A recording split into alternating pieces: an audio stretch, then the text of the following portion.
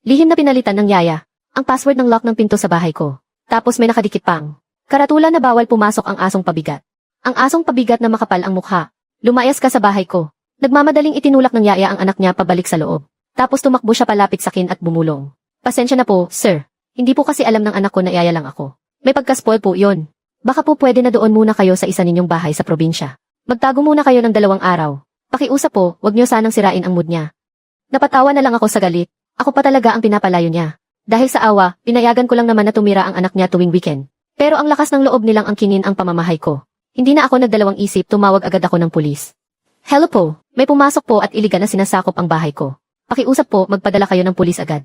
Kalababas lang ng 2 pulis sa sasakyan. At tatanungin na sana ang sitwasyon. Nang ang yaya na si Ligifen ay nagmamadaling binuksan ang pinto. Patakbo siyang lumapit at namumutla ang mukha habang nakatingin sa akin. Naku, sir. Ano po itong gulo na to? Bakit po kayo tumawag pa ng pulis? Tiningnan ko lang siya ng malamig at hindi umimik. Sinuri siya ng pulis, kaya agad kong idinagdag. Mamang pulis. Siya po yung pumasok ng walang pahintulot at umaangkin sa property ko. Hindi po. Hindi po ganun. Mamang pulis. Isang di pagkakaunawaan lang po ito. Yaya po ako ni Sir Lou. Ako po ang nag-aasikaso sa pagkain at mga pangangailangan niya araw-araw. Bakasyon po kasi sa eskwela ang anak ko. Kaya nakitira muna siya rito ng 2 araw. Sirang kandado lang po yun kanina. Pinalitan lang ng locksmith ang password. Hindi ko naman po talaga gustong agawin ang bahay. Tingnan niyo po. Agad naman akong lumabas para salubungin kayo, di ba? Tumingin sa akin ang pulis. Naiintindihan na namin ang sitwasyon. Ito ay isang alitang sibil. Pwede kaming tumulong sa pag-aayos. Kung hindi kayo magkakasundo, pwede kayong pumunta sa korte. Magsasalita na sana ako. Nang biglang bumulong sa akin si Ligifen. Puno ng pagpapakumbaba at pakiusap ang kanyang boses. Sir, maagang namatay ang tatay ni Wang Defa. Mahirap po para sa isang babaeng tulad ko na palakihin siyang mag-isa. Kakapasok niya lang sa kolehiyo. Ito yung edad na napaka-ma-pride. Lumaki siyang walang pagmamahal ng ama. Kaya hindi maiiwasan na medyo radikal ang ugali niya. Kung malalaman niyang ako, ay isa lang utusan. Siguradong guguho ang mundo niya. Ginawa ko po ito, para lang gumaan ang loob niya. Tingnan niyo na lang po ang aking serbisyo. Sa mga magulang ninyo sa loob ng 12 taon. Palampasin niyo na po kaming mag-ina ngayon. Nang mabanggit niya ang mga magulang ko, medyo lumambot ang puso ko. 12 taon nang nagtrabaho si Ligifen sa amin. Noong nabubuhay pa ang nanay ko, laging masama ang kanyang kalusugan. Siya ang personal na nag-alaga sa kanya. Naghahain ng saa, nagsasalin ng tubig. Hindi kailanman nagreklamo. Noong araw na namatay si mama, hinimatay pa nga si Ligifen sa kaiyak. Lumuhod siya sa tabi ng kama habang hawak ang kamay ni mama. At nangakong aalagaan niya ako ng mabuti. Pagkatapos noon, talagang naging masigasig siya. Napanatili niyang malinis at maayos ang bahay. At inalagaan niya rin ako ng husto. Tuwing bagong taon o may okasyon, inaabutan ko siya ng pera. Lagi muna siyang tumatanggi ng matagal bago niya tanggapin. 3 buwan na ang nakalipas. Ang anak niyang si Wang Defa ay nakapasok sa parehong universidad na pinapasukan ko.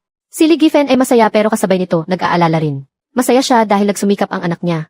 Nag-aalala naman siya sa napakamahal na tuition na hindi niya kayang bayaran. Naawa ako sa kalagayan niya. Kaya kusa kong inalok na ako na ang sasagot sa lahat ng gastusin ni Wang Defa.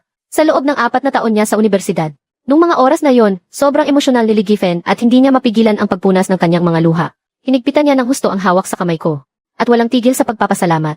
Sabi niya, habang buhay niyang tatanawin na utang na loob ang ginawa ko. Pero simula noong nakaraang buwan, parang may mali na. Isang araw pag uwi ko sa bahay, nagulat akong makita si Wang Defa na nakaupo sa sala. Nagtataka pa nga ako. Bigla akong hinila ni Ligifen sa isang tabi. At pabulong na nagpaliwanag. Sir, wala po kasing mapuntahan ang anak ko tuwing weekend. Naisip ko po na matagal ko na siyang hindi nakikita. Kaya pinapunta ko muna siya rito para manatili ng 2 araw. Tumango lang ako, at hindi ko na masyadong pinag-isipan. Tutal, marami namang bakanting kwarto sa bahay. Ang pagbisita niya para magkita sila, ay hindi naman malaking bagay. Pero dahan-dahan, napansin kong may nag-iiba na. Yung sinasabing 2 araw lang na pananatili ay naging isang regular na kaganapan tuwing weekend. Kada Biyernes ng gabi, laging dumarating si Wang Defa sa bahay ko. At Lunes na ng umaga kong umalis. Noong una, si Wang Defa ay mahilig lang magpicture sa bawat sulok ng sala. Para post sa social media at ipagyabang sa mga kaklase niya na nakatira raw siya sa isang mansyon. Naiintindihan ko pa naman yon. Siyempre, mga kabataan, medyo may kayabangan. Pero ang ipinagtataka ko, sa tuwing titingin sa akin si Wang Defa, laging may halong pandidiri at pagkamuhi. Para bang may utang ako sa kanya, na habang buhay kong babayaran. Ilang beses na, habang nakaupo ako sa sofa at nanonood ng TV, sadya niyang tatakpan ang ilong niya at sisigaw ng malakas. Nakakainis, ang mahal-mahal ng villa na to.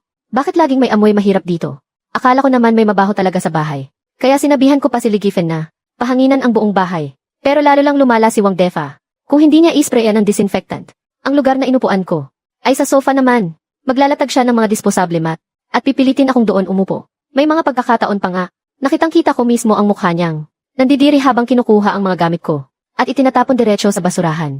Nung kinumpronta ko siya, si Lee Giffen naman ay palaging nag-i-explain, at nagpapalusot para sa kanya. Sir, pagpasensyahan niyo na po. Natatakot lang po si Defa na baka may madala kayo, na maruming bagay galing sa labas. Baka daw po makaapekto sa kalusugan niyo. Kaya medyo maselan lang po siya.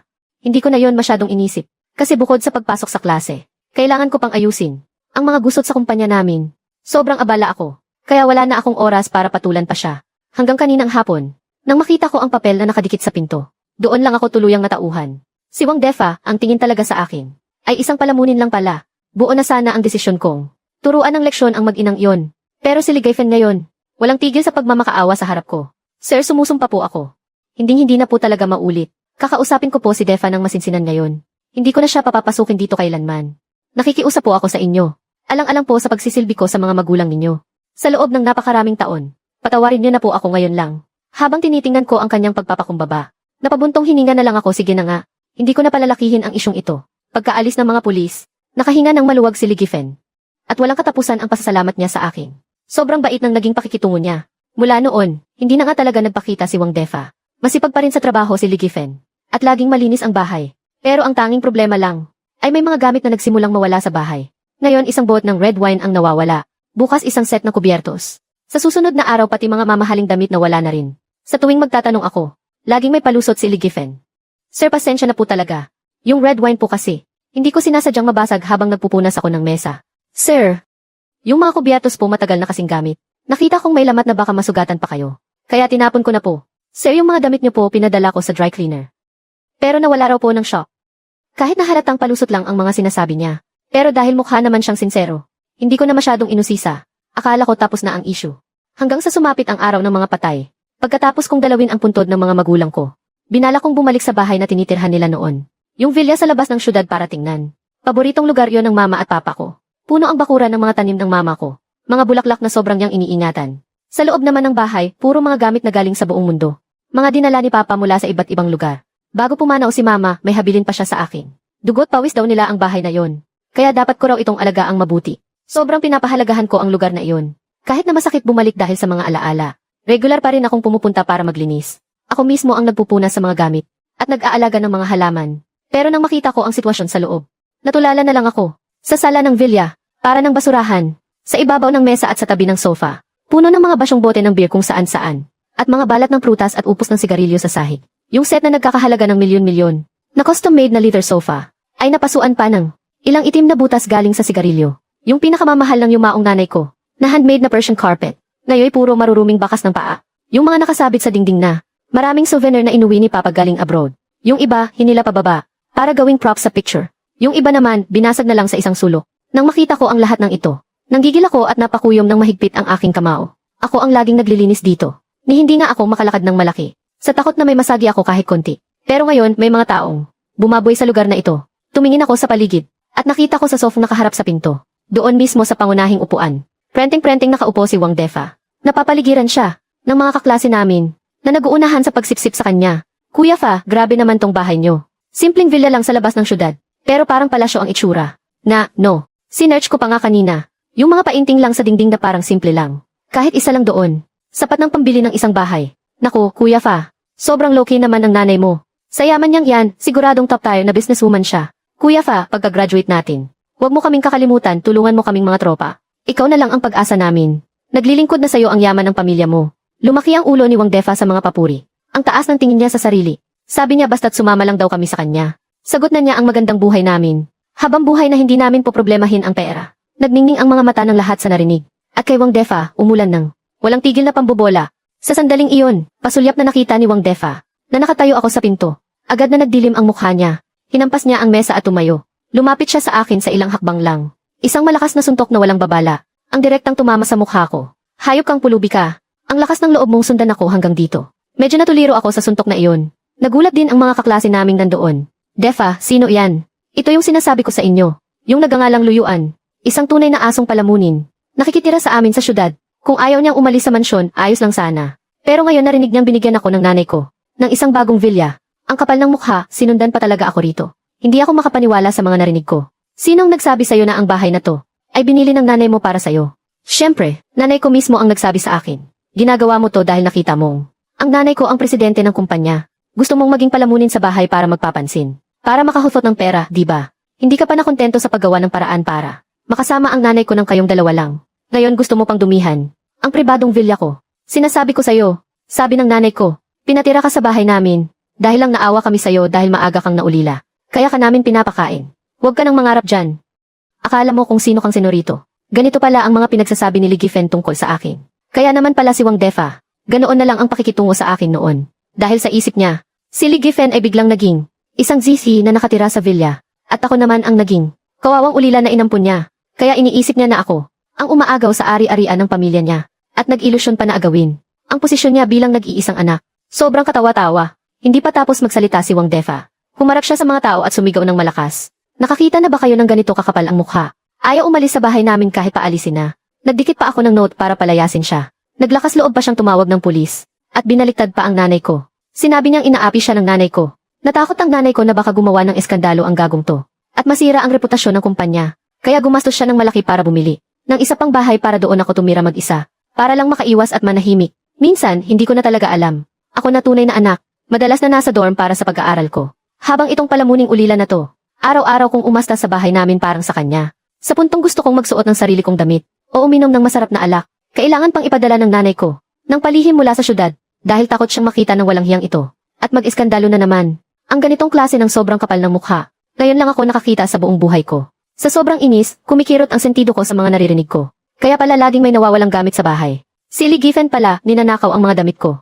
At ang red wine ko, lahat dito niya dinadala. Para lang lustain ang anak niya. Hayop ka, Ligifen. Dahil ginawa mo kong tanga. Huwag mo akong sisisihin kung magbago ang pakikitungo ko sa'yo. Agad kong kinuha ang cellphone ko. At tinawagan ang legal department ng Lu Corporation. Isama niyo ang security team. Pumunta kayo ngayon din sa Jing'an Villa. Hindi pa ako tapos magsalita. Biglang inagaw ni Wang Defy ang cellphone ko. At malakas na inihagis sa sahig. Hindi ka pa ba tapos sa pag-arte mo, probinsyano? Villa pa raw ng mga magulang mo. Pag-aari ko to, binili ng nanay ko para sakin. Yung kaklase niya sa tabi, si Zhao Dabao, nakigatong din. Puno ng pang-aalipusta ang mukha niya. Kaya pala habang lahat tayo nasa dorm, siya laging lumalabas. Akala ko pa naman kung anong malaking business ang inaasikaso niya. Pumupunta lang pala sa bahay ni Defa, para maging linta, kadiri. Nga naman, wala na siyang sariling magulang. Kaya gusto niyang ampunin siya ng nanay ng iba na mayaman. Kung alam lang ng mga magulang niya sa kabilang buhay, baka bumangon pa sila sa galit. May mga tao talagang laging naghahanap ng madaling paraan para umasenso sa pamamagitan ng pagkakapit sa mayayaman. Defa, masyado ka kasing mabait. Kung may magtangkang pagplanuhan ng ganyan ang nanay ko, siguradong babasagin ko ang mukha niya. Hindi ko pinansin ang mga ingay na iyon. Tinitigan ko ng masama si Wang Defa, at binigyan ko siya ng huling paalala. Iminumungkahi kong tawagan mo ngayon din ang nanay mo para linawin kung kanino ba talagang apelyido nakapangalan ang bahay na to. Naging masama ang tingin ni Wang Defa. Bigla niya akong kinwelyuhan. Ang lakas ng loob mong banggitin ang nanay ko. Huwag mong isipin na hindi ko alam. Ginagamit mo lang ang pagkakataon para lokohin ang nanay ko na pumunta dito. Tapos magpapaawa ka para makinabang. Habang nagsasalita, bigla niyang tinitigan ang nakalabas na pulang sinulid sa lig ko. Nagliwanag ang kanyang mga mata. Mukhang maganda ang pagkakagawa ng jade pendant na ito. Siguradong binola mo rin ang nanay ko para bilhin to para sa'yo, ano? Humigpit ang pagkakahawak niya at hinablot ito. Kinabahan ako bigla. Ibalik mo sa akin. Nang makita niya kung gaano kalakas ang reaksyon ko, naging masama ang tingin ni Wang Defa. Napakahalaga pala nito. Mukhang malaki ang nagastos ng nanay ko para dito ah. Sobrang kaba ko kaya pinagpawisan ako. Pinalambot ko ang boses ko. Iniwan yan sa akin ng nanay ko. Walang halaga yan pero sobrang importante niyan sa akin.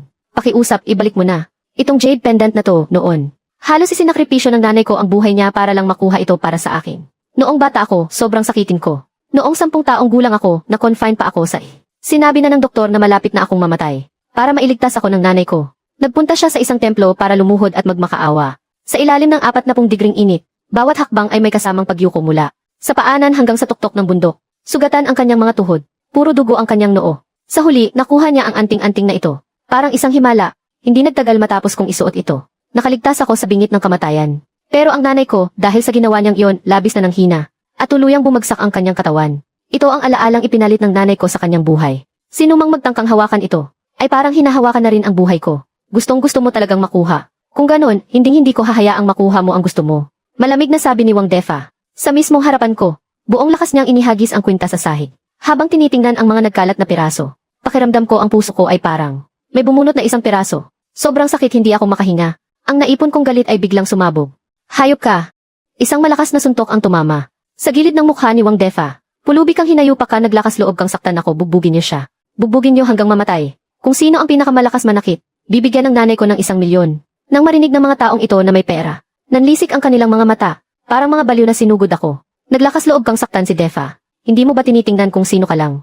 Ang nanay niya ang pinakamayaman dito. Nga, isang uli lang palamunin lang naman. Saan ka kumukuha ng lakas ng loob? Siguradong ninakaw mo lang din yung jade na iyan. Sinira na kung sinira. Ano nang inaalala mo? Walang hiya. Inagaw mo na nga ang atensyon na nanakit ka pa. Mukhang naghahanap ka ng katapat mo. May gana ka pang banggitin ang nanay mo. Nanganak siya ng isang tulad mong walang utang na loob. Talagang kahiya-hiya. Pinagtulungan nila akong idiin sa sahig. Ang mga kamao at paa nila ay umulan sa akin. Nagangalit ang mga ngipin ko habang tinititigan sila mula sa siwang. Walang sinuman sa inyo ang makakatakas. Lahat kayo ay magbabayad. Para namang nakarinig ng isang katatawanan ang mga tao. Tawa sila ng tawa. Nakakatawa naman. Ang pamilya ni Defa ay kilala sa buong syudad. Malakas sila sa Lu Corporation. Sino ka ba sa akala mo para pagbantaan kami? Isang taong wala man lang matirhan. Basurang hampas lupa. Bukod sa pagtahol na parang aso dito. Ano pa ang kaya mong gawin? Siwang Defa, habang pinaliligiran ng mga tao, bigla niyang hinablot ang buhok ko. Kitang-kita ang kayabangan sa mukha niya. Kabayaran. Wala sa bokabularyo ko ang salitang yan. Tingnan natin kung anong magagawa ng isang pobreng ulila na tulad mo sa akin. Kasasabi pa lang niyan yan. Biglang may umalingaw sa labas ng mansyon. Isang nakabibinging preno ng sasakyan at pagkatapos, isang hilera ng mga mamahaling sasakyan ang sunod-sunod na pumasok. Ang bigla ang pagdating ng konvoy ng mga mamahaling sasakyan. Ang dahilan para ang dating maingay na lugar ay biglang tumahimik. Ang grupo ni Wang Defa ay lahat natigilan. Sabay-sabay silang lumingon para tingnan ang pinto. Habang nakatingin ang lahat, sabay-sabay na nagbukas ang mga pinto ng sasakyan. Ilang dosenang lalaking nakasuot ng itim na suit, na matitipuno ang katawan ay mabilis na bumaba. Lahat sila ay seryoso ang mukha, at matatalas ang tingin na parang agila. Dere-derecho silang pumasok sa gate ng mansyon. Ang nangunguna ay isang babaeng nakalong dress. Kulot ang buhok at may suot na salamin na gold rim. Siya ang direktor ng legal department ko, si Qin Shuang. Siya ang, noong nabubuhay pa ang tatay ko, pinagkakatiwalaan ka ng kamay. At siya rin ang tumutulong sa akin ngayon na patatagin. Ang veteranong miyembro na sandigan ng kumpanya. Sa likod niya ay may 20 mahuhusay na empleyado mula sa legal department. At ilang mga profesional na bodyguard. Hawak ng mga taong ito, ang mga briefcase at recording device. Nang makita ang eksenang iyon, lahat ng mga kaklase ko ay natulala. Anong nangyayari? Bakit biglang sumulpot ang daming tao? Kailangan pa bang itanong iyan? Siguradong plinanoto ng nanay ni Faye. Sobrang yaman ng pamilya ni Brother Fa. Alam nilang kasama niya tayo ngayon. Sa isang party sa villa. Kaya paanong hindi sila maghahanda ng bonggang salubong? May punto ka. Mukhang ang mga taong ito ay sadya talagang narito para bigyan ng suporta si Brother Fa. At salubungin tayong mga mahahalagang bisita. Ang grupo ng mga taong ito ay gumawa ng sarili nilang konklusyon. At biglang naging sobrang sabik. Makikita sa kanilang mga mukha ang isang uri ng kayabangan na parang walang kinatatakutan. Lalo pang kumislap ang mga mata ni Wang Defa. Inayos pa niya na parang napaka-importante ang kanyang kwelyo. Nag-anyong isang mayamang tagapagmana at lumapit sa kanila. Tinitingnan niya ng pailalim sina Qin Shuang na may mayabang at kampanting itsura. Nagtanong siya, "Hoy, kayo ba yung pinapunta ng nanay ko para pagsilbihan ako?" Hindi man lang pinansin ni Qin Shuang si Wang Defa. Pagkapasok niya, mabilis niyang inilibot ang tingin sa sala. Nang makita niya akong nakahandusay sa sahig, naduguan ang mukha. Agad na nagdilim ang kanyang mukha. Nagmamadali siyang lumapit at yumuko para itayo ako. "Boss Lu, ayos ka lang." Hindi man malakas ang boses niya, pero mayroon itong tono ng paggalang na hindi mo basta-basta sasagutin ng walang pag-ingat. Pagkasabi niya noon, yung mga taong kanina pa nag-aabang ng eksena ay parang natigilan. Natigilan din si Wang Defa ng isang segundo, pero bigla siyang humagalpak ng tawa. "Boss Lu, hahaha. Mga tol, narinig niyo ba iyon?" Ang babaeng to, tinawag pa. Itong pobreng nakikitira lang na Boss Lu. Itinuro ako ni Wang Defa. Halos hindi na makatayo sa kakatawa. Yung katulad niya na wala man lang sariling matutuluyan. At kailangan pang umasa sa iba. Boss daw ang tawag. Nagsimula na ring magtawanan ng malakas ang mga kaklase niya. "Sigurado ba kayong hindi kayo nagkakamali ng kinikilalang amo?" Iyan ang alaga ni Faye. Isang palamunin sa bahay niya. Araw-araw ang kapal ng mukha, nakikikain at nakikitira. Halos gusto na ngang mamatay sa bahay ng iba. Nga, isang taong walang kwenta at walang pag-asang umasenso. Paanong magiging boss yan? Mas mabuting imulat niyo ang mga mata niyo. Huwag kayong magpaloko sa kung sino-sinong tao lang dyan. Nang marinig ito, kumunot ang noo ni Qin Shuang. At sa malamig na boses ay sumigaw. Tumahimik, kahit hindi siya sumigaw. Ang boses niya ay parang isang malakas na sampal, na direktang nagpatigil sa lahat ng tawanan sa buong kwarto. Habang nakatitig sa kanya ang lahat, dahan-dahan niyang ipinahayag, ang taong nakatayo sa harap ninyo ay ang pinakamataas na pinuno ng Lu Corporation. Si Ingek Luyuan. Natahimik ang lahat sa loob ng 1 o 2 segundo. At pagkatapos ay sumabog ang isang mas malakas at mas nakakabinging tawanan kaysa kanina. Lalong lumalala ang pag-imbento niyo Kung siya ang boss ng Lu Corporation, ano na lang ang nanay ni Faye, isang diyosa, isang pobreng hindi man lang makabili ng bahay. Maglalakas loob na iugnay ang sarili sa Lu Corporation. Isang dambuhalang kumpanya. Baka naman sa ilang araw niyang paninirahan dito. Naghahalusinate na siya At iniisip na siya na ang may-ari ng bahay. Nakakatawa talaga. Kanina, ang gaganda ng mga suot nyo. Akala ko kung sino ng mga importante. Ngayon, malinaw na. Mga binayaran lang pala niya kayong extra, no? Baka naman iniisip ng luyuan na to na. Hindi makatingin ng diretso kay Fudge. Nagpanik kaya nagbayad para umarkila sa inyo. Para pumunta rito at magpanggap na kung sino. Gusto niyo lang magpasikat dito. Sayang nga lang at lahat tayo ay magkakaklase na alam ang baho ng isa't isa. Yang palabas ninyo, ipanloko nyo na lang. Sa batang 3 taong gulang. Ganito na lang, dodoblehin ko ang bayad. Tawagin niyo rin akong chairman mamaya, para masaya rin ako. Si Wang Defa naman ay may itsura, na nang mamaliit habang nakatingin kay Qin Shuang. At nagsalita ng may pang-aasa. Kung gusto niyong umarte, dapat humanap man lang kayo ng matinong script, pero pinili niyo pang suungin ang kapahamakan. Pumunta pa kayo rito para magpanggap na nanay ko. Hindi man lang ba kayo nagtanong-tanong na ako, si Wang Defa, ang nag-iisang anak ng may-ari ng Lu Corporation na si Li Gifen. Nang marinig yon, kumunot ng todo ang noo ni Qin Shuang. Hindi ba si Li Gifen yung sa bahay ni Enya Lu? Yung katulong doon. Pagkasabi nito, si Wang Defa ay parang pusang naapakan ang buntot. Katulong, anong pinagsasasabi mo? Paanong magiging utusan ang nanay ko? Siya ang president ng Lu Corporation. Siya ang pinakamayamang babae rito sa atin. Ako si Wang Defa, ang tunay na anak ng pinakamayaman. Lesiu, sobrang tanga. Pagkatapos magsalita, hindi na niya pinansin ang asong ulol na ito. Humarap siya sa mga bodyguard sa likod niya at nag-utos. Isara niyo ang buong lugar. Lahat ng mga nasirang gamit. Kunan niyo ng litrato bilang ebidensya at ikulong niyo ang lahat ng tao sa loob. Huwag kayong magpapatakas kahit isa. Naglakas loob kayong galawin si Enya Lu. Ngayon, dapat mabulok sila sa kulungan. Naiintindihan ko, Director Qin. Sumang-ayon ang grupo ng mga tao sa likod niya. Agad silang lumapit at pinalibutan siya. Anong gusto niyong gawin? Takot na napaatras si Wang Defa. Habang sumisigaw ng malakas, binabalaan ko kayo. Huwag kayong gagawa ng gulo. Ang nanay ko ay si Li Gifen. Siya ang big boss ng Lu Corporation.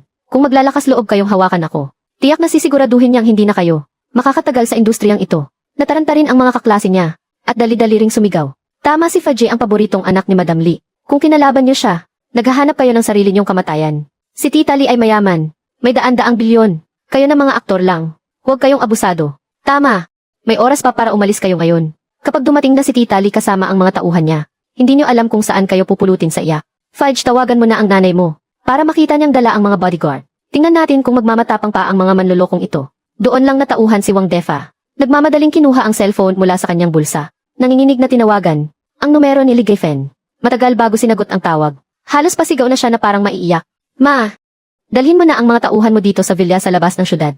May nanggugulo dito. Ayaw nila akong paalisin. Gusto pa nila akong dakpin. Bilisan mo, dalhin mo na ang mga tao mo para turuan sila ng leksyon. Mula sa kabilang linya maririnig si Li Gifen na maihalatang pag-aalala sa boses. Defa, ano ba talaga ang nangyari? Sino ang nanggugulo dyan? Linawin mo ang sinasabi mo. Walang pag-aalin lang ang sumigaw si Wang Defa. Sino pa ba? Yung makapal ang mukha na laging nakikitira at nakikikain sa bahay natin, yung walang kwentang tao. Ewan ko ba sa gagong to, kung anong sumanib at pumunta dito sa villa sa labas ng syudad, tapos nagbayad pa ng mga extra, para magpanggap na mayaman dito. Walang hiyang sinasabi na siya raw si Boss Lu. Sinabi pa niya nakatulong ka lang daw niya. Ma, bilisan mong pumunta dito. Medyo natatakot ako. Pagkatapos marinig ito ng nasa kabilang linya, biglang natahimik, pero si Wang Defa ay hindi mapakali sa kaba. Ma, nakikinig ka ba? Bakit bigla kang natahimik? Kailan ka ba talaga makakarating? Hirap na lumunok ng laway si Li Gifen. Nanginginig ang boses niya. Defa, papunta na dyan si Mama ngayon din. Makinig ka, huwag na huwag mo silang lalabanan ng harapan. Hintayin mo ako na ang bahala sa lahat pagdating ko. Sige, hihintayin kita dito. Pagkatapos ibaba ang tawag. Tumingin si Wang Defa at tumitig ng masama. Sa amin ni Qin Shuang. Humanda na kayo. Paparating na ang mama ko. Pagdating niya, tingnan natin kung paano kayo makakalusot, mga manloloko. Kumuha ako ng upuan at naupo ng maayos. Wala akong ganang pansinin siya. Nag-aalalang bumulong si Qin Shuang. Boss Lu, yung sugat sa mukha niyo. Gusto niyo po bang gamutin muna natin? Huwag muna. Hihintayin nating dumating si Li Gifen bago tayo magtutuos ng lahat. Narinig ito ni Wang Defa. At agad siyang nang asar. Ang galing talagang magpanggap. Sige, ituloy niyo lang ang pag-arte. Pagdating ng nanay ko, tingnan natin kung paano mo pa itutuloy ang palabas mo. Nang makita ng mga kaklase sa tabi, na talagang darating si Li Gifen para suportahan siya. Lahat sila ay biglang sumigla. Fudge, mamaya pagdating ni Tita Li. Huwag na huwag kang mag-atubili. Kailangan turuan ng leksyon ang mga walang kwentang to para hindi na makalimot. Nga naman, pati ba naman yung villa na binili ni Tita Li? Para sa'yo sa labas ng syudad, pinasok pa nila. Nagsama pa ng mga tao dito para magyabang. Talagang nagsasawa na sila sa buhay nila. Pagdating ni Tita Li, kailangan nilang matikman ang bakal na kamay ng pinuno ng Lu Corporation. At saka, Fudge, kailangan mong ibunyag sa nanay mo ang tunay na masamang ugali ng gagong siluyuan na yan. Para hindi na naman maging mabait ang nanay mo. At patuloy na alagaan ang walang utang na loob na yan. Tama, pagkatapos ng araw na to, palayasin na si Luyuan. At sa kalsada na siya matulog. Kung hindi dahil sa nanay mo na nagpapakain sa kanya. Tingnan natin Kung mabubuhay pa siya bukas. Nagangalit ang mga bagang ni Wang Defa. Ang tingin niya ay parang ahas na nakapulupot sa akin. Huwag kayong mag-alala, mga tol. Ngayong araw kahit lumuhod pa si Luyuan, sa sahig at magmakaawa habang umiiyak, hindi ko hahayaan. Si mama na patirahin pa siya kahit isang araw. Hindi ko lang siya papalayasin. Iutos ko rin kay mama na pahirapan. Nang husto ang mga manlolokong ito. Tiethe, pahirapan kami hanggang mamatay. Umaasa ka lang ba kay Ligifen? Isang tagasilbi lang ng tsaa. At tubig, may lakas ba ng loob na gawin yan? Tigilan mo iyang kasinungalingan mo. Hindi alila ang nanay ko. Nakatira siya sa isang villa na nagkakahalaga ng daan-daang milyon araw-araw. Ang ginagamit niya sa kamay ay ang ang prestihiyosong Lu Corporation. Isang taong napakahusay. Paano siya magiging katulong lang tulad ng sinasabi mo? Ngayon, naiintindihan ko na. Siguradong binayaran ni Luyuan, yang walang kwentang yan. Kayong mga aktor para siraan ang nanay ko. Ang layunin niya ay paghiwalayin kaming mag-ina, para maagaw niya ang hindi sa kanya. At agawin ang pwesto ko bilang tunay, na anak ng pinakamayamang tao. Para namang nakarinig si Qin Shuang, ng isang napakalaking katatawanan. Puno ng awa at pangutya ang kanyang mga mata. Hahaha, sobrang tanga mo talaga. Itong villa sa labas ng syudad na kinatatayuan mo, ay ang bahay kung saan tumanda ang mga magulang ni Enz, Lu, at yung villa sa syudad na ipinagmamalaki mo na nagkakahalaga ng mahigit 100 milyon, ay pag-aari na binili ni Emmy, Lu, noong siya ay nasa tamang edad na. Tungkol naman sa Lu Corporation na ipinagmamalaki mo, itinayo iyan ng mga magulang niya. Si Emmy, Lu ang tunay, at nag-iisang tagapagmana ng yaman na iyan. Ay, hindi pala. Sa totoo lang, kasalukuyan na niyang pinamamahalaan ang buong negosyo ng pamilya. Siya mismo ang kasalukuyang pinakamayamang tao. At tungkol naman dyan sa Ligifen nyo, mulat sa pool, binayaran lang siya ni Emmy, Lu, para magbantay ng bahay at magluto, isa lang siyang katulong. Hindi man lang nag-isip si Wang Defa. At agad na nagmura. Tigilan mo ko, kung lahat ng ito ay pag-aari. Nang gagong yan, bakit siya araw-araw na makapal ang mukha, na nakikitira sa bahay ko? Ang takbo ng isip niya, kakaiba talaga. Muntik na akong matawa. Sa pambihirang lohikan niya, may problema ka ba sa pandinig? Nasa pangalan ko ang villa sa syudad. Natutulog ako sa sarili kong bahay.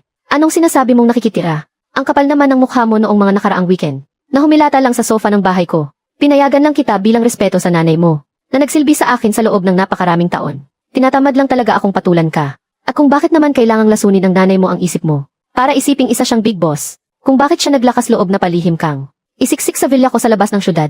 Mamaya pagdating niya, ikaw na mismo ang magtanong sa kanya. Tigilan niyo na yung pagpapanggap niyo para lokohin ako.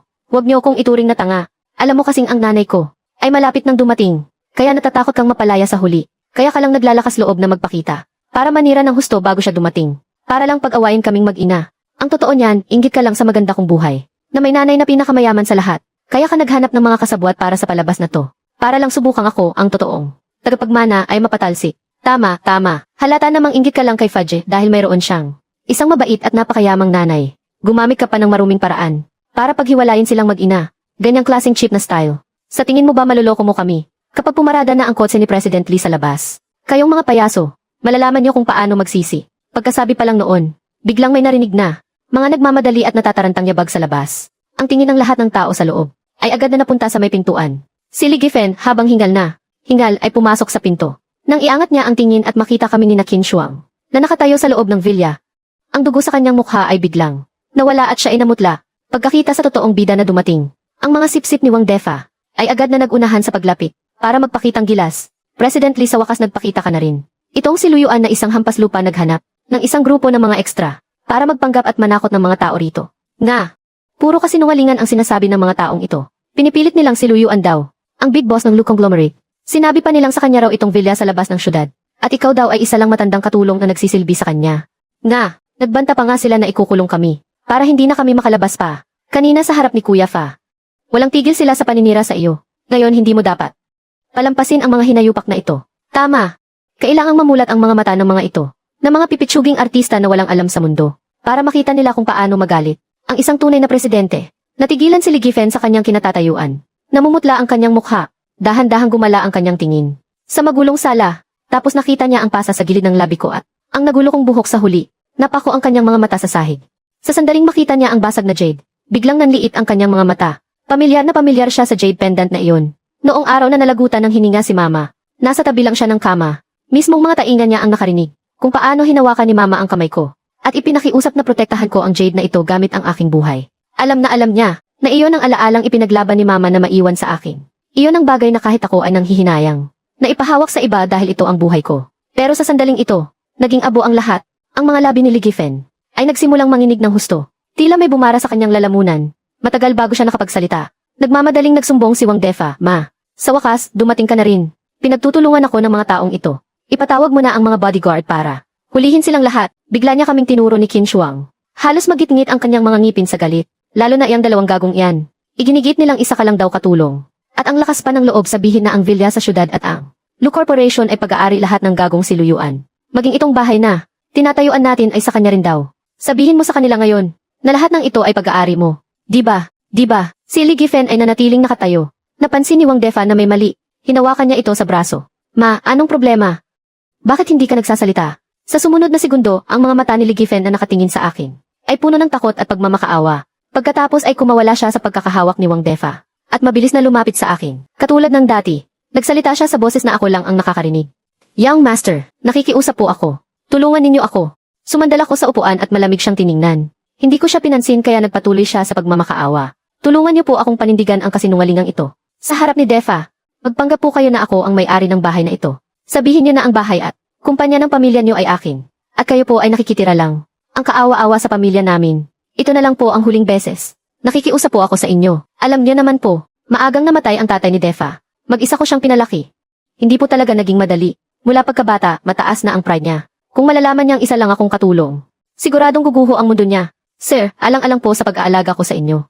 At sa mga magulang niyo sa loob ng maraming taon. Tulungan niyo na po ako kahit ngayon lang. Ito na po ang huling beses. Ipinapangako ko po sa inyo. Pagkatapos nito, magtatrabaho na ako ng maayos. At hindi ko nahahayaang guluhin kanya. Ano nang gusto niyong ipagawa sa akin? Bawat salitang sinabi niya, ay parang isang malaking katatawanan sa akin. Li Gifen, saan ka kumukuha ng kapal ng mukha? Para hilingin sa akin yan. Bahagyang nataranta si Li Gifen.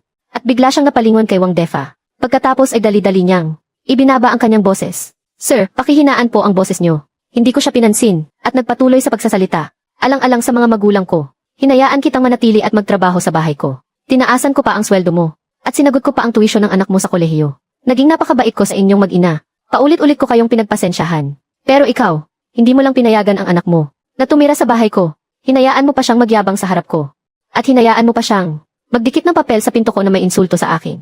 At ngayon, hinayaan mo siyang magdala ng ibang tao dito. Sa villa ng mga magulang ko para gumawa ng gulo. Sa tingin mo ba pagkatapos niyong gawin ang lahat ng mga kasamaang iyon? At anong karapatan mong hilingin sa aking tulungan ka? Sa noo ni Li Gifen, nagsimulang mamuo ang malamig na pawis. Hindi niya mapigilang manginig ang boses.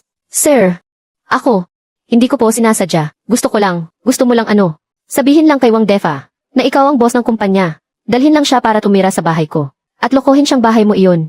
Magnakaw lang sa bahay ko. At kunin ang mga gamit para ipagamit sa kanya. At pagkatapos ay patirahin siya sa mansyon ng mga magulang ko. At basta-basta na lang sirain ang mga gamit dito. Li Gifen, alam mo ba kung anong tawag sa ginagawa mo? Pagnanakaw at panloloko ang tawag dyan. Tuluyang nataranta si Li Gifen. Nanlambot ang kanyang mga tuhod. Muntik na siyang mapaluhod. Sir, alam ko na po talagang nagkamali ako. Gusto ko lang po talaga na siya ay magkaroon ng magandang buhay. Ako, Leslie, gusto mong magkaroon siya ng magandang buhay. Kaya kinuha mo ang mga gamit ko para ipagyabang. Naisip mo ba na sa ginagawa mo, anong pinsala ang idinulot mo sa akin? Sinaktan nila ako at binasag pa nila ang pamanang iniwan sa akin ni Mama. Li Gifen, ngayong umabot na sa ganito ang lahat. Sa tingin mo, bakit pa kita tutulungan? Sir, ay kaya kong magbayad. Leslie, bayaran mo ang jade pendant na iyon ay pamana sa akin ng nanay ko. Buhay niya ang naging kapalit para makuha iyon. Ano ang ipambabayad mo? Hindi na tuluyang nakapagsalita si Li Gifen. Sa sandaling iyon, hindi na nakapagpigil si Wang Defa. Mabilis siyang lumapit at humarang sa harap ni Li Gifen. Tinitigan niya ako ng masama at nagtanong, ano nang pinagbubulungan ninyong dalawa? Ma, itong gagong to nagpapaawa na naman ba? Nagmamakaawa na naman bang palampasin mo siya? Napabuka ang bibig ni Li Gifen. Akmang may sasabihin. Ngunit bigla niya itong pinigilan. Sa wakas ay may napansing kakaiba si Wang Defa. Lalong kumunot ang kanyang noo. Ma, bakit hindi ka nagsasalita? Ano ba talaga ang sinabi niya sa'yo? Sinisiraan ka ba niya? O tinatakot ka na naman? Huwag kang matakot sa kanya. Sabihin mo lang kung ano man iyon. Kung maglakas loob siyang takutin ka, tatawag tayo ng pulis ngayon din. Hindi ako makapaniwala. Isang palamunin lang akala mo kung sino nang maghahari-harian dito. Sa wakas ay nag-angat ng ulo si Li Gifen. Tiningnan niya si Wang Defa. Saka tumingin sa akin. Matagalan nanginig ang kanyang mga labi. At sa huli isang pangusap lang ang kanyang nasabi. Defa, tumigil ka na. Bakit hindi ako pwedeng magsalita? Huwag mong sabihing natakot ka talaga. Sa gagong to. Tumigil ka na sabi. Hindi mo naiintindihan ang sitwasyon. Ano nang hindi ko naiintindihan? Huwag mong sabihing totoo nga. Ang sinasabi ng hinayupak na to. Nakatulong ka lang niya. Pagkasabi niyon, maging si Wang Defa ay hindi napigilang matawa. Isang napakalaking kalokohan. Na tanging isang taong nakikitira lang ang kayang sabihin. Ma, i-booking mo na sila sa harap nila. Sabihin mo ng malakas sa lahat kung kanino ba talaga itong mga villa at kumpanya. Bilang pag-aari, tumingin din ang mga kaklase kay Ligifen at nagsimulang umudyok na, Tita Lee, sabihin niyo na po ang pagkatao niyo para maipagtanggol si Brother Fe. Kasabay nito, ipaalam niyo sa kanila kung saan sila dapat lulugar. Tama, isang pobreng may dalang grupo ng mga artista ang nangangahas na magpanggap sa teritoryo niyo. Turuan niyo na po sila ng leksyon. Sa kabila ng pang-udyok ng lahat, hindi pa rin kumikibo si Ligifen. Nagtatakang tinulak siya ni Wang Defa. Ma, magsalita ka naman. Nakayuko si Ligifen at napakahina ng kanyang boses. Totoo ang lahat ng sinasabi nila. Agad na tumahimik ang buong sala. Ang ngiti sa mukha ni Wang Defa ay tuluyang nagyelo. Tinitigan niya si Ligifen na may tinging hindi makapaniwala. Ano nang sinabi mo? Hindi magawang tignan ni Ligifen ang kanyang mga mata at lalo pang humina ang kanyang boses. Totoo lahat ng sinabi ng Young Master. Siya ang presidente ng Lu Conglomerate. Ang bahay sa city center ay sa kanya. At itong villa sa labas ng syudad ay sa kanya rin. Katulong niya lang ako. Bawat salitang binitawan ni Ligifen ay parang isang martilyo na dumudurog sa puso ni Wang Defa. Kitang-kita ang pamumutla ng kanyang mukha. Nanginginig ang boses niya. Anong sabi mo? Ma, tumingin ka sa akin. Ulitin mo nga. Sa wakas ay tumingala si Ligifen. Puno ng luha ang mukha habang nagsasalita. Defa, patawarin mo ako. Hindi ko sinasadyang lokohin ka. Sobrang nag-aalala lang ako sa'yo. Natatakot ako na kapag nalaman mong isa lang akong katulong, mapapahiya ka sa harap ng mga kaklase mo. Kaya ako, huwag ka nang magsalita. Ibig sabihin, matagal mo na akong sinusungalingan. Sinabi mo sa akin na ikaw ang big boss ng Lu Corporation. Sabi mo nakatira ka sa isang malaking villa. Sabi mo isa kang bilyonaryo na nagkakahalaga ng 10 bilyon. Lahat yon kasinungalingan. Isa ka lang talagang katulong. Isang utusan na walang-wala. Nakayuko si Ligifen. Napakahina ng kanyang boses. Defa, patawad. Anong silbi ng patawad mo? Alam mo ba, kung paano akong magyabang sa mga kaklase ko? Sinasabi ko na ang nanay ko ang pinakamayaman. Isang taong mayaman. Isang napakatagumpay na tao. Tapos ngayon, sasabihin mo sa akin na isa ka lang katulong na nagsisilbi sa iba. Paano na ako ngayon? Haharap sa mga kaklase ko. Paano pa ako? Makikiharap sa kanila. Pagkasabi niyon, mahigpit na hinawakan ni Wang Defa ang mga balikat ni Ligifen. Paulit-ulit siyang tinanong kung bakit siya nagsinungaling. Kung bakit wala siyang kwenta. Sinira nito ang buong buhay niya. Natulala ang lahat ng kaklase sa paligid. Hindi sila makapaniwala sa kanilang nakikita. Halatang-halata ang pagkagimbal sa mga mukha nila. Tigil, sabi ko, kahit hindi malakas ang boses ko. Biglang natahimik ang lahat sa loob ng kwarto. Si Wang Defa at si Ligifen sabay na napalingon sa akin. Kung paano ninyo gustong mag-away, marami kayong oras para dyan mamaya. Pero ngayon, may ilang bagay na kailangan nating pagtuusan ng harapan. Lumapit ako kay Ligifen at tinitigan siya. Una, ginamit mo ng walang pahintulot ko. At ipinahira mo sa iba ang villa ko sa labas ng syudad. Dahil dyan, maraming bagay sa loob. Mga muebles at gamit ang nasira. Ito ay ilegal na paggamit ng pag-aari ng iba. Pangalawa, lihim mong kinuha mula sa aking mga mamahaling gamit sa villa sa syudad. Kasama na ang koleksyon ko ng red wine, mga damit at relo. Pati na rin ang mga pang-araw-araw na gamit. Pagnanakaw na ang tawag dyan. Pangatlo, itinago mo ang tunay mong pagkatao. Ginamit mo ang ari-arian ko bilang pain para lokohin ang anak mo. At hinayaan mo pa siyang saktan ako. May pananagutan ka rin sa bagay na ito. Sa bawat isang paratang na sinasabi ko, lalong namumutla ang mukha ni Ligifen. Pang-apat, itinuro ko ang basag na jade pendant sa sahig.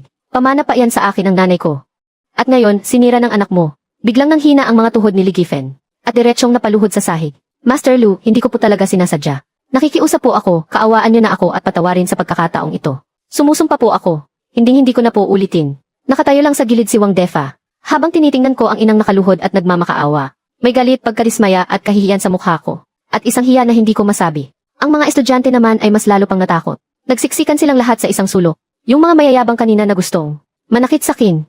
Ngayon, hindi man lang makatingin ng diretsyo sa akin. Inabutan ako ni Qin Shuang ng isang folder. Boss Lu, ito po ang mga litrato at video. Nakuha kanina sa lugar ng pangyayari.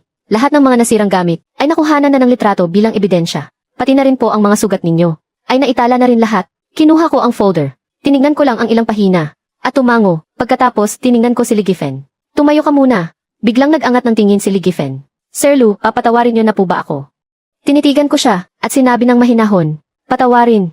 Ano bang iniisip mo? Pinapatayo lang kita para makapag-usap tayo. Kung paano ayusin ito. Trabaho na iyan ng mga pulis. Ang mukha ni Ligifen ay biglang nagdilim. Nanghina siya at napalumpasay sa sahig. Na parang basang trapo. Tinitingnan ni Wang Defa ang nangyayari. Naintindihan niya na sa wakas kung gaano kalaki ang gulo. Kumunot ang noo niya at lumapit sa akin. Halatang nanginginig ang boses niya. Kuya Yuan. Yung nangyari ngayon, isa lang tong di pagkakaunawaan. Hindi ko po talaga alam na itong villa dito ay sayo pala. Ang akala ko kasi, anong akala mo? Na nakikitira lang ako dito. Kaya pwede mo na lang saktan ang kahit sino. Akala mo ba pwede mo na lang sirain ang gamit ng iba? Tumawag na ako ng pulis. Paparating na sila. Pananagutan mo ang pananakit mo. At ang pagsira sa mga gamit ng iba. Hindi ko ito palalampasin. Agad na namutla ang mukha ni Wang Defa. Lumingon siya kay Li Gifen. At sumigaw na parang naiiyak. Nay, magsalita ka naman. Hindi ba't sabi mo poprotektahan mo ako? Na hindi ako maghihirap habang buhay. Bakit hindi ka makapagsalita ngayon? Napalumpasay na lang sa sahig si Li Gifen. Puno ng pait ang kanyang mga mata. Sa sandaling iyon, narinig sa labas ang sirena ng pulis. Pagkalipas ng isang oras, dala ko ang aking medical certificate at iba pang mga dokumento pagdating ko sa istasyon ng pulis. Sa loob ng istasyon, yung mga kaklase kong mayayabang at mapang-api noon. Ngayon ay para silang mga basang sisiw. Ang dahilan kung bakit noon ay todo sip-sip sila kay Wang Defa ay dahil akala nila si Li Gifen ang may-ari ng Lu Corporation. Itinuring nila si Wang Defa bilang tagapagmana ng korporasyon. Kaya todo ang kanilang pagpuri at pagsamba sa kanya. Pero ngayon, lumabas na ang katotohanan. Ang akala nilang mayamang tagapagmana ay anak lang pala ng isang katulong. Samantalang ako na kanilang tinapakan at inaripusta. Ang tunay na hindi nila kayang banggain. Dahil sa sitwasyon, pakiramdam nila ay parang may nakabara sa kanilang lalamunan. Ngayon, lahat sila ay nakatitig kay Wang Defa. Ang mga tingin nila ay parang gusto siyang balatan ng buhay. Si Wang Defa sa mga oras na ito ay parang nawala sa sarili. Dumanas ang buong pagkatao niya ng pinakamatinding dagok sa buong buhay niya. Hindi lang dahil kailangan niyang nahaharap sa napakalaking bayarin. At ang mas malala pa, kanina pa niya bukang bibig ang salitang palamuning aso para mang insulto. Pero sa huli, siya pala mismo ang makapal ang mukha na palamunin. Isang katotohanang hindi niya kayang harapin. Kinuha ng pulis ang mga ebidensyang ibinigay ko at isa-isang sinuri. Sa huli, nakalkula nila ang lahat ng gastusin. Ang grupo pa lang ni Wang Defa sa mga nainom nilang red wine sa villa ay nagkakahalaga na ng mahigit 10 milyon. Idagdag pa ang mga nasirang sofa at Persian carpet. Ang kabuang pinsala ay umabot ng 20 milyon. Nang marinig ang halagang iyon, namutla sa takot ang lahat. 20 milyon para sa mga estudyanteng naririto ay isang napakalaking halaga na imposibleng mabayaran. Wala silang pambayad, kaya nagsimula na lang silang magbalahura. At mayabang pa, na sinabi sa akin, ilang bote lang naman ang alak mo ang nainom namin. At nadumihan ang sofa at carpet mo, di ba? Ang yaman-yaman mo na. Bakit mo pa pinoproblema sa amin ang kakarampot na halagang to? Nga, hindi lang ito pagkakaunawaan. Pwede naman nating pag-usapan na lang ito, di ba? Hindi mo na kami kailangang gipitin ng ganito. Tama.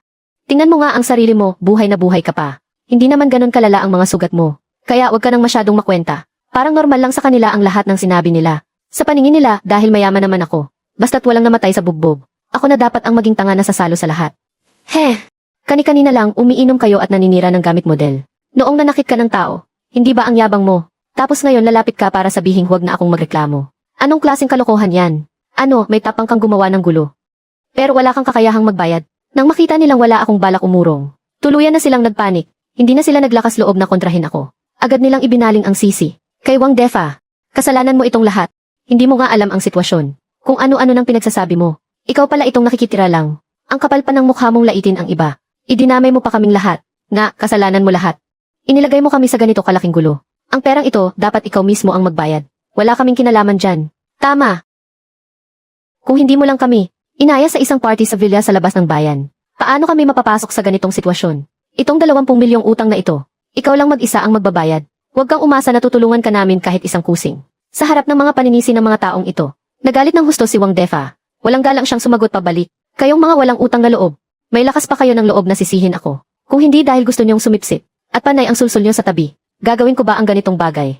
Noong inaakala niyo pa na ako ang anak ng pinakamayamang tao, kung ano-anong paraan ang ginawa niyo para magpalakas sa akin. Halos lumuhod na kayo para dilaan ang sapatos ko. Ngayong may problema na, isa-isa kayong nagbago at hindi na ako kilala. Sa ganyang pag-ugali ninyo, walang sinuman ang makakataka sa responsibilidad ngayon. Kung kailangang magbayad, lahat tayo ay magbabayad ng sabay-sabay. Agad na nakipagsigawan si Wang Defa sa grupo ng mga estudyanteng ito. Kung hindi lang mabilis na umawat ang mga pulis, muntik na silang magsuntukan sa loob mismo ng istasyon. Pagkatapos ng sigawan, nagsimula na namang magdahilan ang grupong ito para makalusot. Lahat sila ay nagsasabing kaunti lang ang ininom nila, at yung iba ang uminom ng marami, at itinanggi pa nilang nanakit sila. Pero sa harap ng matibay na ebidensya mula sa kiki, tuluyan na silang nanahimik, wala man lang masabi kahit isang salita. Bawat isa sa kanila ay kailangang sumunod, batay sa mga nakunan sa video, at pagbayaran ang kani-kanilang responsibilidad. At para naman kay Wang Defa, sa buong kaguluhang iyon, siya ang pinakamaingay, at pinakamalakas mambasag, kaya ang bayarin na nakaatang sa kanya, ay natural na siyang pinakamalaki sa lahat. Sa harap ng napakalaking halaga na hindi niya kayang bayaran, walang-wala nang magawa si Wang Defa, kaya lumingon na lang siya kay Li Gifen. Ma, nagsimula ang lahat ng ito, dahil sa pagsisinungaling mo sa akin. Kailangan mong gawa ng paraan, para mabayaran ang perang ito. Nag-alinlangan si Li Gifen, at sa huli ay tumingin sa akin. at nagmakaawa. Young Master Lu, hindi naman po siguro natin kailangang dalhin sa sukdulan ang lahat. Nakikiusap po ako sa inyo, alang-alang sa pag-aalaga ko sa inyo, at sa pamilya niyo sa loob ng maraming taon. Pagbigyan niyo na po ako. Huwag niyo na pong ituloy ito.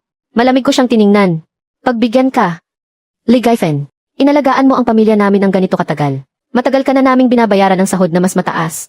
Nang ilang beses kumpara sa iba. Sa tingin mo ba, sa lagay mong iyan, may mukha ka pa bang maiharap sa akin? Simula ngayong araw, tanggal ka na sa trabaho at isa pa. Imbes na magmakaawa ka rito para sa anak mo, mas mabuting pag-isipan mo kung paano mo ipapaliwanag sa mga pulis ang sarili mong mga problema mamaya. Pagkasabi ko noon, lumabas ako ng presinto ng hindi lumilingon. At ganoon nga, nagsimula na silang mangutang kung saan-saan para makapagbayad. Ang ibang mga estudyante napilitan na lang. Lumapit sa kani-kanilang pamilya. Binugbog muna sila ng mga magulang nila. Bago pa man nila halos naipon ang pambayad. Para naman sa mga talagang hindi makapagbayad, wala silang nagawa kundi pumasok na lang sa kulungan para magbago. Dahil sa kanilang kasakiman at kayabangan. Nagbayad sila ng napakalaking halaga. Si Li Gifen dahil sa pagnanakaw, sadyang pagsira ng ari-arian at trespassing, ay nahatulan ng 3 taon. Si Wang Defa naman dahil sa pananakit at sadyang pagsira ng ari-arian ay nahatulan ng 2 taon. Pagkatapos na nangyaring ito, lubos kong naintindihan na sa mundong ito, hindi porket umatras ka ng isang hakbang, ay atras din ang iba para sa'yo. May mga tao na habang mas pinagbibigyan mo sila, mas lalo silang umaabuso. Habang mas nagiging mabait ka, mas lalo silang maglalakas loob na tapakan ka at magyabang sa'yo. Ang kabaitan ng isang tao ay dapat may kasamang talim. Kung hindi, ituturing ka lang nilang madaling apihin.